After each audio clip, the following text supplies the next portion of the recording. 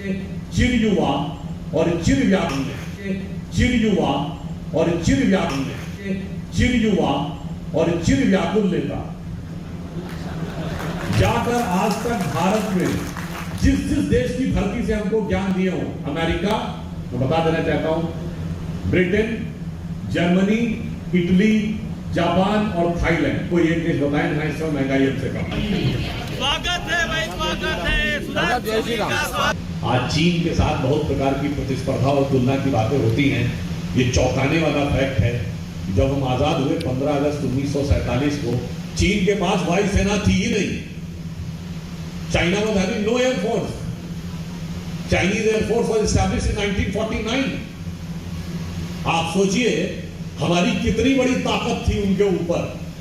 अगर हमने वो ताकत सिर्फ मेंटेन करके रखी होती, जो थी हमारे पास, सेकेंड वर्ल्ड वॉर में हमारा यूज कर रहा था ब्रिटेन, इसलिए हमारे पास, आपको पता है भारत की फौज की संख्या कितनी थी? लगभग 25 लाख, क्योंकि सेकेंड वर्ल्ड वॉर में उनको हमारी जरूरत थी, इसलिए वो सेना, और जैसे ही हम आजाद हुए 2 साल के अंदर 2 से 3 लाख हो गए। आप सोचिए कि अगर हमने केवल अपनी वायुसेना की शक्ति को सलामत रखा होता आजादी के बाद, तो चीन की 62 में हैसियत ही नहीं होती कि हमको अटैक कर दे। मगर क्या बताएं, हम वायुसेना के लड़ाकू जहाज उड़ाने से ज्यादा शांति के कबूतर उड़ाने में पड़ गए, और उसके बाद जो हमारी गति हुई वो सबके सामने। चिर युवा और चिर व्याकुल नेता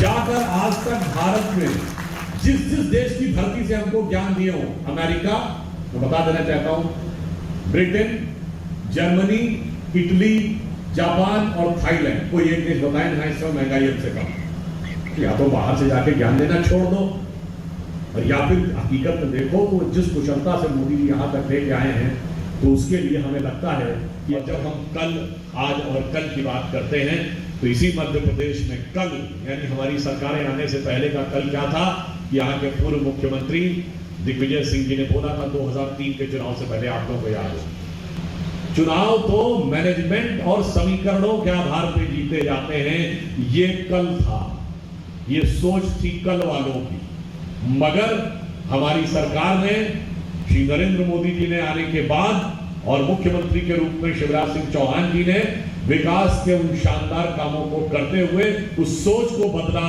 कि चुनाव विकास के आधार पर जीते जा सकते हैं। कोविड के बाद पूरी दुनिया एक भारी आर्थिक मंदी की तरफ जा रही है। रूस और यूक्रेन का युद्ध हो रहा है, और अभी आपने देखा इजराइल और हमास के बीच में युद्ध शुरू हो गया। अंतर्राष्ट्रीय परिस्थितियां इतनी जटिल हैं, इसलिए जो बात मैं कई बार कह चुका हूं, आप प्रबुद्ध हैं तो आप इस बात को समझ सकते हैं। G20 कंट्रीज में एक कोई देश बताइए जहां महंगाई की दर भारत से कम, एक कोई देश बताइए जहां विकास की दर भारत से अधिक हो।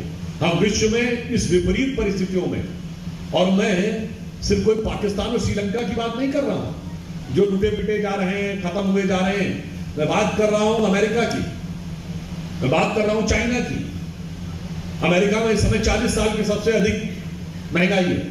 अमेरिका के 2 बड़े बैंक, जिसमें एक सिलिकॉन वैली बैंक बैंकक्रप्ट हो गया, आप जाके चेक कर लीजिए। और चाइना में अगर आप देखें तो वहां की सबसे बड़ी रियल एस्टेट की कंपनी एवरग्रांड दिवालिया हो गई।